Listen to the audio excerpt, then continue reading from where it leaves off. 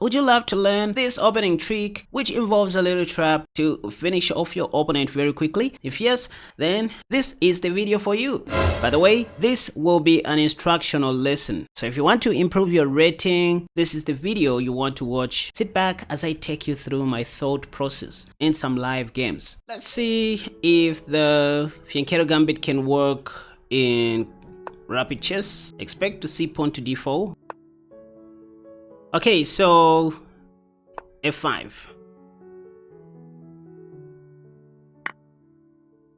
I guess my opponent is already confused by now.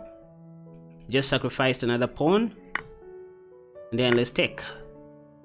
This is my second time to play the Fianchetto Gambit in rapid chess. Hope things will make sense. I said, whenever you see knight f3, just think of playing bishop g4. Pinning that to the queen. Now, I can simply go queen d6, I guess. But I'm afraid white is going to play knight e5. If I do that, then take. Maybe for starters, let's play bishop takes. Now there's no need for me to go, oh, wait a second. Let me go queen d6 to stop bishop f4. Bishop f4. We normally play queen d6 when defending the g6 pawn like that. So now I can safely play knight c6, which kind of attacks this. There was no need for my opponent to play pawn to c3, to be honest. So now I can castle long and play pawn to e5 immediately. The idea is to go knight takes. And here is how my kingside development goes. Bishop h6, knight e7, knight f5. So this is check, bishop g4 check. The idea is to put my king on b8 and take on e5 if pawn takes. Yep. So you can see chess is playing itself. Now if I want, I can attack that bishop. Can I do that? Well, first let me provoke the dark squad bishop just to avoid this pin. So bishop h6, I would love to take back like that. Okay, so if your opponent makes a move, or when your opponent makes a move, try to predict their next intention. So I can see that my opponent wants to play knight b5 next, probably. So what I'm going to do is to play s6. You can see they want to play knight b5. At this point, I might as well remove knight takes. Okay, that didn't happen, but I can play knight f6 now, I guess. Double attacking that light squad bishop.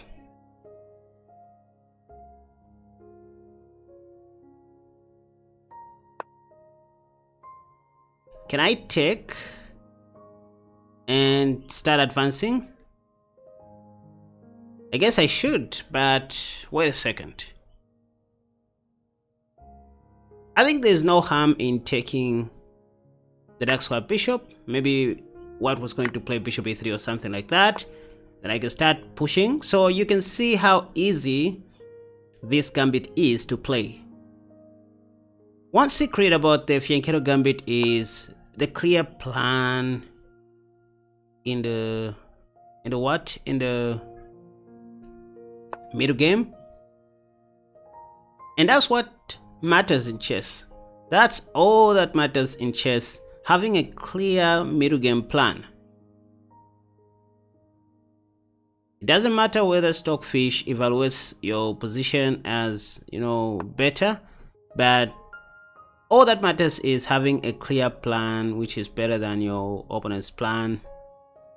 And that's it.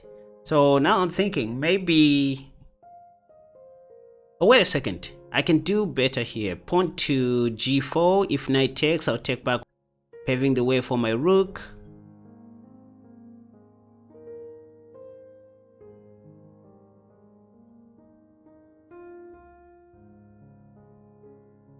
This is the Fianchetto Gambit at its best, you guys, and this is how you're supposed to play it. I'm guessing my opponent is going to play something like knight f5. That looks interesting. But if that happens, maybe I can just take, I don't know. Or maybe just attack that knight.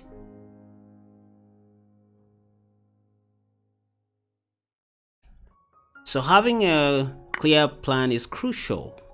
My opponent just captured a pawn. This is more like a bishop sacrifice, if I may. What to do? More like a bishop sacrifice. If I take, my opponent will try to pin my knight to the queen.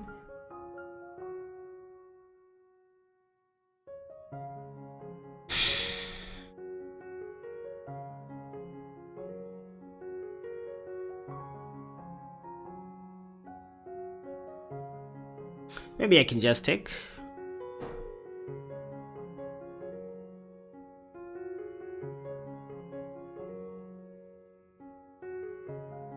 How about I start with pawn takes?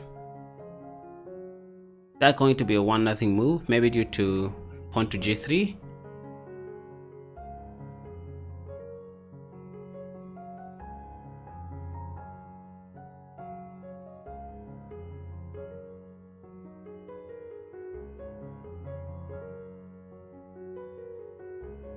Let's say knight takes, rook c, d1, knight check, pawn takes, that.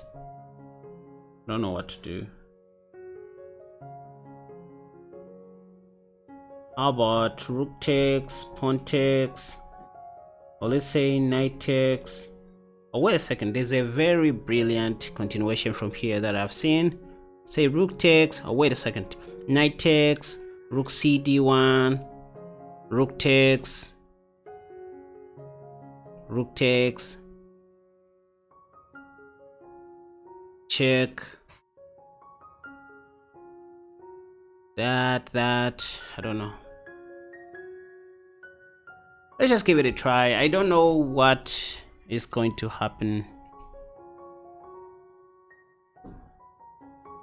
Oh, let me start with rook takes to see where this will go, and then after that,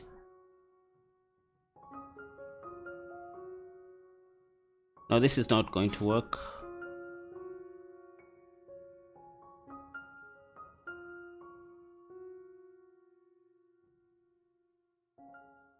How about knight check, pawn takes, then knight takes,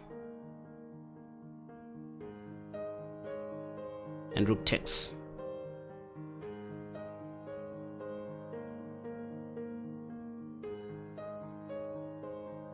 Yeah, let's try this. This looks great. By the way, this is how you're supposed to be thinking in chess, you guys. Don't just rush to make moves. Take your time to think. By the way, I do understand a direct move here, a more direct move is just to capture. Maybe I should capture, so that if that happens, I go pawn to that, knowing that I have knight. No, it's not gonna happen. Let me just do the undoable. So I'm going to analyze this later. So knight check, pawn takes, and that for now. So knight check. Oh, okay, that's very clever from my opponent's side. So the thing is, if pawn takes, I was going to take the bishop since the knight is pinned. So pawn takes, pawn takes. I don't know if I did things correctly, but it is what it is. Now maybe I should play this move. I have a feeling I missed a sequence, an important sequence. It's very important to line up my pieces like that.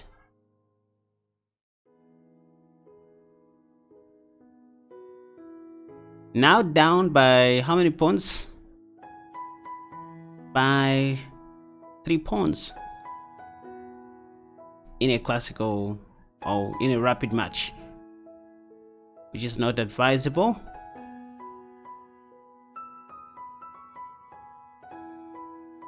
All that my opponent should start thinking of is oversimplifying the position by trading as many pieces as possible.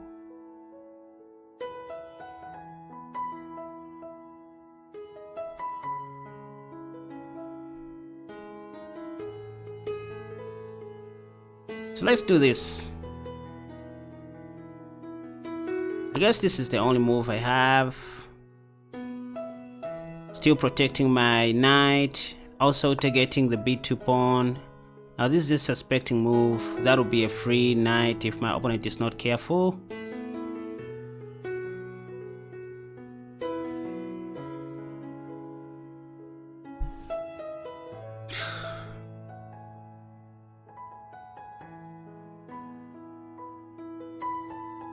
Okay, let's do this. Up my rook. I want to create a battery. I'm just one move away from winning a free knight if my opponent moves their queen far away.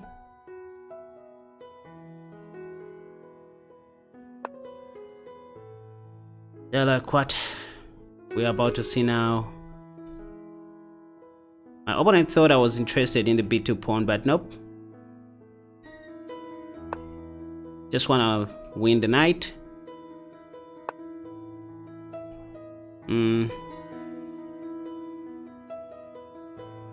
There's a little trick here. Look at this, you guys.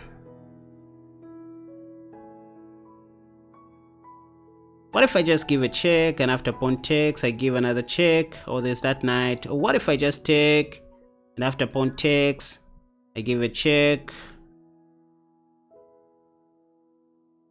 No, that's not gonna work due to king h1.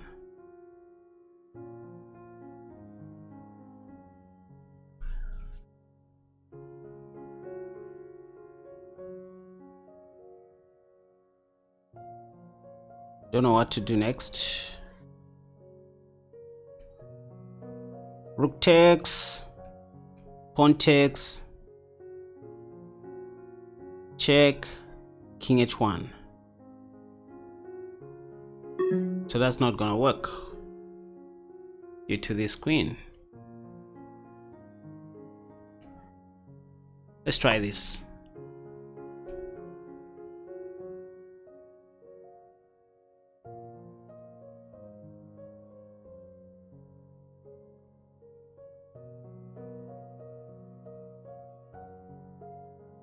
So with this move, I still have check. Yep. So what can I do next? Maybe this. Then pawn takes. That. I don't know.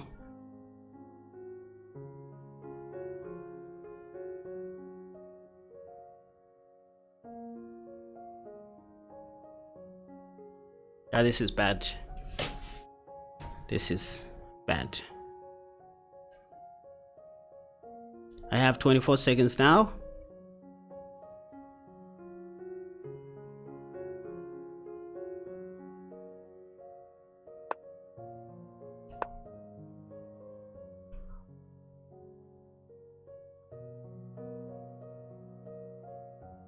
"22 seconds.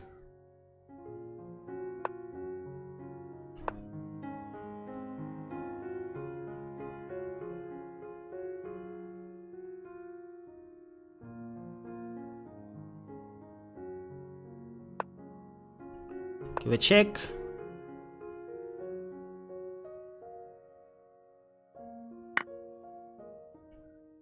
Oh.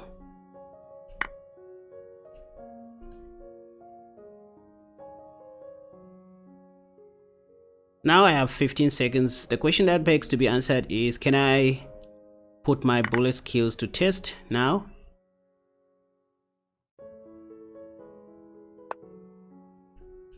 Give a check.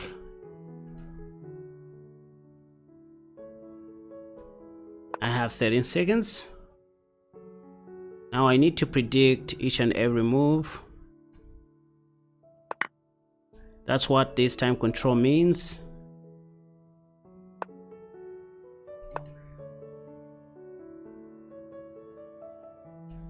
Otherwise, I'm going to lose on time.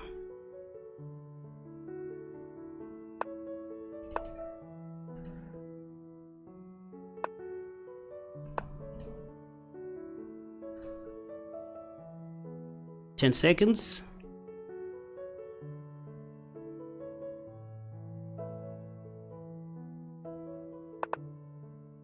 Trying to play fast like Eric Rosen.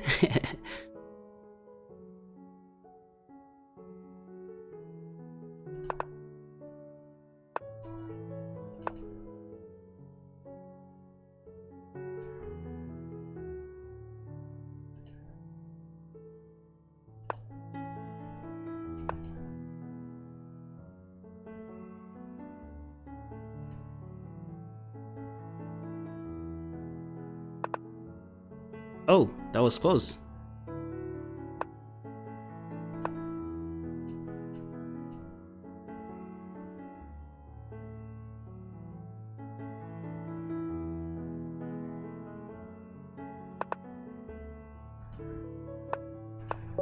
Ah, damn it!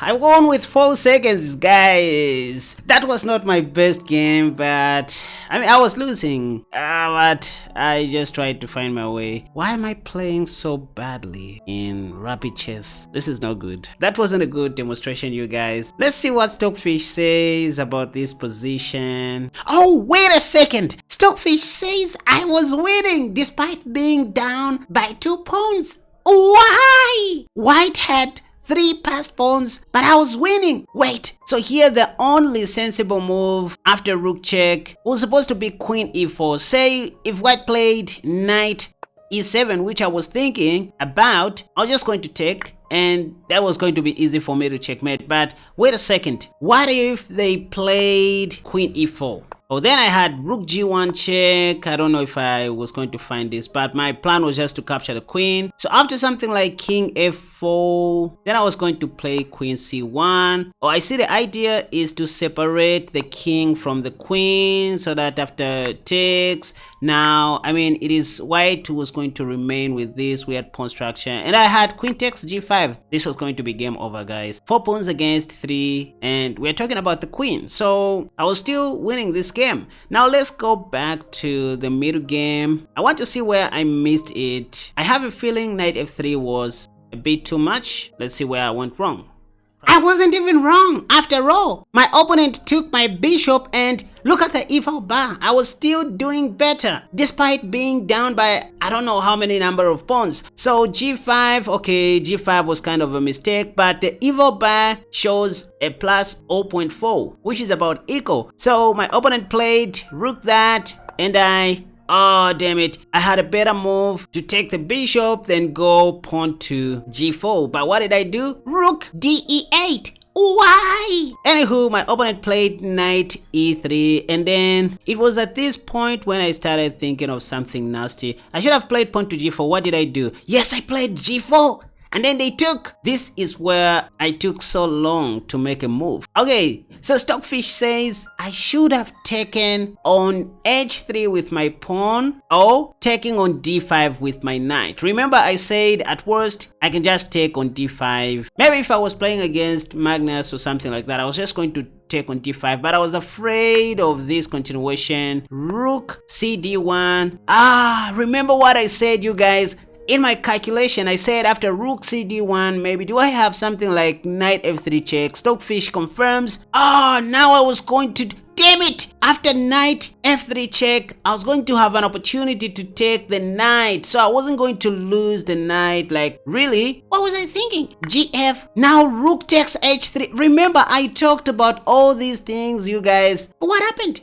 What did I do? So I had check and that. I calculated all this, but what did I do? I ended up choosing a wrong move. Instead of taking, I played knight f3 first. That was a mistake. I should have taken the bishop, then give a check. Another line I talked about during the game was this pawn takes. Stockfish says I was still going to be better, but I was worried about pawn to g3. What was I going to do? Knight takes. And what about rook cd1 again? Well, this time queen f6. I don't understand. Oh, okay. So if that, the easiest was going to be knight f3. Nope. Queen f3 or knight f3. At human level, I see knight f3 check, but there is king h1. But now rook takes e2. So after knight takes queen, I win everything. Okay, so I missed all these moves. What did I do? After bishop takes, I played knight f3 check. And that was a blunder, you guys. So you see the power of calculations, you guys. I started by calculating correct moves all the way. I considered to take, which was the top engine move. Also considered to take on h3. Those are the first moves I calculated during the game, and you heard me mentioning those, but I ended up choosing the wrong decision, taking a risk. So my idea with knight takes was maybe white was going to take with the pawn, and that's all I was waiting for. If that happened, I was going to play something like knight takes. That's what I said in the video, so that after rook cd1 was going to take on h3 and probably consider taking like that. That's what I calculated, but again we see knight takes. Oh, that was just going to hang the queen. So that was the variation I saw. Anywho, maybe the title of this lesson should be how to come back from the worst. I mean, after blundering a piece. So I mean, I blundered the knight, I took like that, and then my opponent started playing correct moves. I just started holding on to dear life. For some people who have seen me playing classical chess, especially in my country, Zambia, they can surely testify that this is how I always survive in classical games. Like, I take too much risks in my games. I blunder a lot, but the unique power I have is the ability to come back from the worst. And that's the art you want to learn, you guys. If you are able to come back from the worst, then you should be winning most of your games. So that was the art of defense from my side, and I hope you guys did enjoy. And hey, want to take your chess seriously? Simply head over to the comment section down below and find a special link to my courses that you should click. You will be redirected to my Patreon page where you can access all my wonderful courses. By the way, that's how you support this channel. And hey, if you really care about this channel and want to see us grow, click the subscribe button. Also, don't forget to turn on the bell notification icon for all my content. That way you won't miss any of my future uploads. Lastly, to get this free study PGN that I'm using in this video, simply scroll all the way down to the comment section and click the first link that you see, which will redirect you to a page that will ask you to subscribe before getting this PGN for free.